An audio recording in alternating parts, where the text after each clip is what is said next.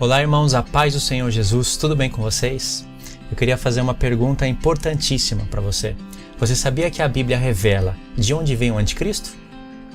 Você sabia que a Bíblia revela o país, a cidade de onde sai o anticristo? A Bíblia revela até o endereço do anticristo, sabia? Brincadeira. Mas a palavra de Deus revela o país e a cidade de onde vem o anticristo. E revela de onde ele não vem. O anticristo não vem de Roma, ele não vem do Vaticano, ele não vem da União Europeia, ele vem do Oriente Médio. E a Escritura nos ensina isso através de contextos históricos comparados a contextos proféticos. Nesse vídeo eu vou mostrar algumas coisas para vocês no profeta Naum através desses mapas mentais que você está vendo aí na tela. Eu fiz esses mapas no Sony Vegas, fiz de maneira simplificada, mas de uma maneira que vai dar para entender perfeitamente o que eu quero dizer. Eu também queria que você assistisse esse vídeo que está aparecendo aí na tela.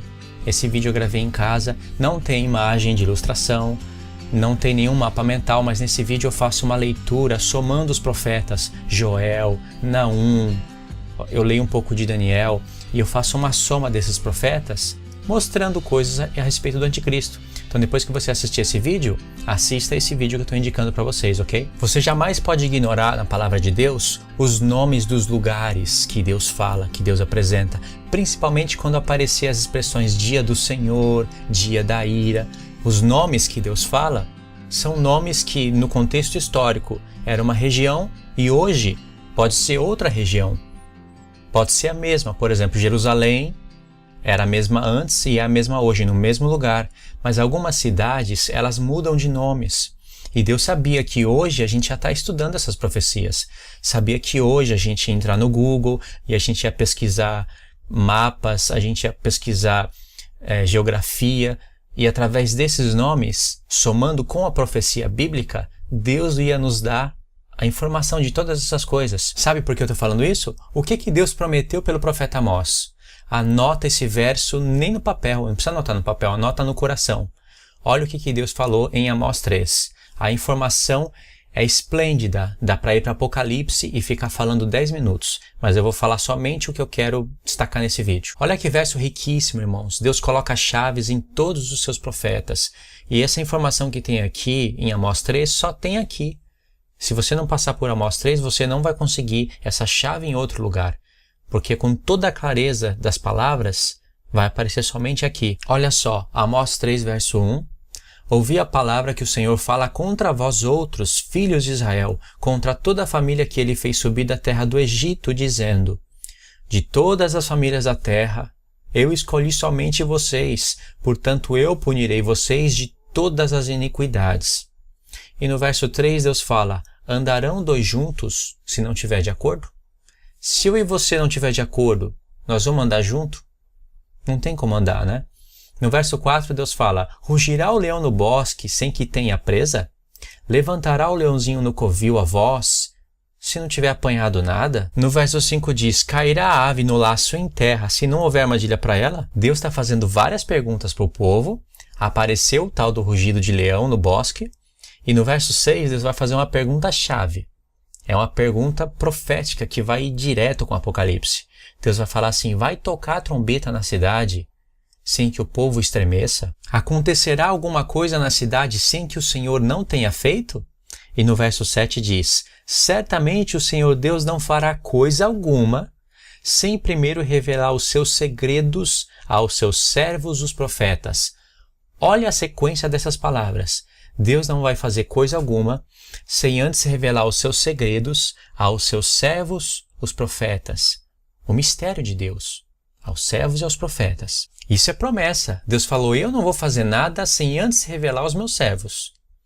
Quem é que vai levantar o anticristo? Não é o próprio Deus? Em Obadias, o anticristo junta as nações debaixo do seu poder. Deus não iria revelar quais nações que são essas? Revelou. Está na palavra. E o verso 8 vem para arrebentar, irmãos. Olha, rugiu o leão, quem não temerá? Falou o Senhor, quem não profetizará? Associou o rugido de leão com a voz do Senhor. E disse: tem que profetizar. E isso está relacionado com tocar-se a trombeta na cidade sem que o povo estremeça? Profetizar, tocar a trombeta. Apocalipse 10, verso 5. E o anjo que eu vi em pé sobre o mar e sobre a terra levantou a mão direita ao céu e jurou por aquele que vive pelos séculos dos séculos, o mesmo que criou o céu, a terra e o mar e tudo quanto neles existe. Já não haverá demora. No grego é tempo. Ele levantou a mão e falou, não haverá mais tempo, jurando. Mas nos dias da voz do último anjo, está escrito sétimo, né? No dia da voz do sétimo anjo, quando ele tocar a sua trombeta, que é a última, irá se cumprir o segredo de Deus, anunciado aos seus servos, os profetas. Aonde que está o segredo de Deus? Anunciado aos seus servos, aos profetas. E falou que nos dias da voz do último anjo, quando ele tocar a sua trombeta, irá se cumprir esse segredo. Esse segredo está revelado na palavra. Não é o ponto que eu vou falar agora, mas é a última semana e a metade dela. Isso está revelado na palavra e é sobre esse assunto que Deus está falando aqui. Tanto é que quando a gente cai em Apocalipse 11, vai aparecer a besta que se levanta do abismo, isso é na metade da semana, 1260 dias, mais o que? 3 dias e meio. Em Apocalipse 12 vai aparecer a questão dos tempos e metade de um tempo, que está em Daniel 12. Apocalipse 12 vem para acrescentar detalhes sobre Apocalipse 11. Vem para somar e não para desvincular. Apocalipse 13, uma besta que se levanta do mar, 7 cabeças e 10 chifres, semelhante a leopardo com pés de urso e boca de leão, está em Daniel. Essa besta faz guerra contra os santos, paralelo com Daniel 7. Então o assunto que Deus está tratando aqui é a última semana. Esse é o mistério de Deus, o segredo. É onde se levanta o anticristo, é onde ele começa a juntar as nações com a sua boca arrogante, aonde a morte e o inferno seguem ele, como diz Abacuque, como está no 4º selo. Por isso que eu indiquei aqueles vídeos lá, no começo do vídeo, indiquei aquele vídeo, mas através daquele vídeo eu indico outros. E olha que interessante, em Apocalipse 12 vai aparecer a questão dos 3 tempos e meio. Você vai ver qual é a ligação que tem sobre isso que eu estou falando. Em Apocalipse 12 aparece a questão dos 3 tempos e meio. Em Apocalipse 11 vai aparecer 1260 dias, vai aparecer as 2 testemunhas, que são as 2 oliveiras. Deus está revelando coisas tremendas. O santuário pisado está fazendo uma ponte direto com Daniel 8, o santuário de Deus pisado. E aqui em Apocalipse 10, verso 7, verso 6, Deus levantou a mão, o anjo do Senhor, né? Porque é uma figura de Cristo. Ele levantou a mão e jurou por aquele que vive eternamente. Por que ele levantou a mão e jurou, falando não haverá mais tempo? Esse mesmo evento está em Daniel 12. Essa mesma cena. E ali aparece os 3 tempos e meio. Isso quer dizer que Deus deixou um link em Daniel 12. Por que tem que levantar a mão e jurar por aquele que vive eternamente? Que as maravilhas se cumpririam depois de tempos e metade de um tempo. Para nos deixar um recado no futuro. Não precisava levantar as mãos e jurar. Não precisava disso. Mas essa cena se repetiu aqui em Apocalipse 10. Para a gente associar o Apocalipse 10, a voz do último anjo, o toque da última trombeta com Daniel 12. E quando toca a última trombeta, você tem que ler com muita atenção, porque está se cumprindo o segredo de Deus. Que o próprio Deus prometeu, por intermédio do profeta Amós, que ele não faz nada sem antes revelar aos seus servos. Então Deus já revelou na palavra de onde sai o anticristo, qual é o povo que ele conquista, como ele faz isso. Está tudo revelado. Só que não está escrito literalmente. Deus revela através de comparações, comparando coisas espirituais com coisas espirituais ensinadas pelo Espírito. E o profeta Naum é um profeta-chave que Deus deixou ali para revelar o endereço do anticristo. Aí você tem que somar Naum com Obadias, com outros profetas, com Ageu, por exemplo. Tem profetas que vai apontar diretamente para o anticristo. Tem profeta que vai falar indiretamente dele, vai falar do seu reino. Esses profetas menores, de capítulos menores, são os profetas que mais vão falar do anticristo. Eu vou explicar algumas coisinhas através do mapa mental que eu fiz, e aí eu vou falando para vocês o assunto até vocês entenderem que Deus está revelando o endereço do anticristo, está revelando o lugar de onde que ele sai. Até o tempo está próximo. O tempo dele se levantar está próximo. Olha só esse mapinha aqui que eu fiz. Aqui eu coloquei o profeta Abacuque, eu coloquei o profeta Obadias, coloquei o profeta Daniel, coloquei o profeta Joel, coloquei o profeta Naum e coloquei o profeta Miqueias. Todos esses profetas, eles estão apontando para o anticristo. Todos eles falam do anticristo. Joel, ele também fala do anticristo. Naum também fala do anticristo. Miqueias também fala do anticristo. Todos eles apontam para o anticristo, só que alguns falam diretamente do anticristo, outros falam do seu reino. Quais são os profetas que falam do seu reino? Joel, ele vai falar do reino. Ele não vai apontar diretamente para o anticristo. Mas qual? Obadias, ele vai falar do reino, do anticristo. Se bem que se prestar atenção, vai dar para perceber que ele está falando do chifre pequeno. Mas eu vou deixar assim. Agora, esse restante, eu não coloquei mais profetas aqui porque não coube. Só para dar um exemplo. Mas tem outros profetas, como Sofonias. Mas qual? O próprio Isaías é um profeta grande, fala do anticristo e fala do seu reino. Jeremias, Ezequiel, todos eles falam do anticristo. Eu coloquei só uns que eu costumo fazer uma soma, que é mais fácil, são mais curtos. E algumas pessoas não imaginariam que esses profetas estariam falando do anticristo. O profeta Abacuque é um profeta tremendo. O profeta Abacuque é o seguinte, Deus dá visão para o Abacuque. Por exemplo, o profeta Abacuque é através de visão, o profeta Daniel é através de visão, o profeta Naum é através de visão. Se eu não me enganei, né, com Naum. Eu acho que foi através de visão. Mas Abacuque foi com visão. Então Deus deu uma visão para o profeta Abacuque, revelando coisas terríveis. E o profeta Abacuque fez uma pergunta para Deus. Senhor, por que você me faz ver a violência? Por que você me faz ver a destruição? A lei é torcida. Olha o que o ímpio faz com o justo. Por que isso? Então, ele vai explicando o que estava acontecendo naquela visão. E o que estava acontecendo no contexto de Abacuque. Aí no capítulo 2, Deus vai responder para Abacuque o porquê que permitiu ele ter aquela visão. Vai responder as perguntas para o profeta Abacuque. E a resposta vai ser através de uma visão. E a visão vai estar escrito que é para o tempo determinado do fim. A mesma expressão que está em Daniel 8. E você vai ver que na visão tem um homem, que ele ali revela o quarto selo, fala que esse homem tem a boca como Sheol, cuja morte não se farta. Morte e o inferno seguindo esse homem, seguindo aquele homem que tem o poder para juntar as nações debaixo do seu poder. É o chifre pequeno, é o anticristo. E ainda está revelando o quarto cavaleiro de Apocalipse. O quarto cavaleiro, a morte e o inferno, segue ele. E aí no capítulo 3, Deus vai revelar mais coisas através de um cântico. Então o profeta Abacuque é tremendo, é espetacular, é profético. Aí tem esses profetas como Obadias. O Obadias, Deus vai falar de Edom. Vou dar uma limpada aqui na tela para explicar melhor. Por exemplo, em Abacuque, você vai ver que ele é o homem que junta as nações debaixo do seu poder. Ele tem a boca arrogante e a morte e o inferno segue ele. Isso está sendo revelado no profeta Abacuque.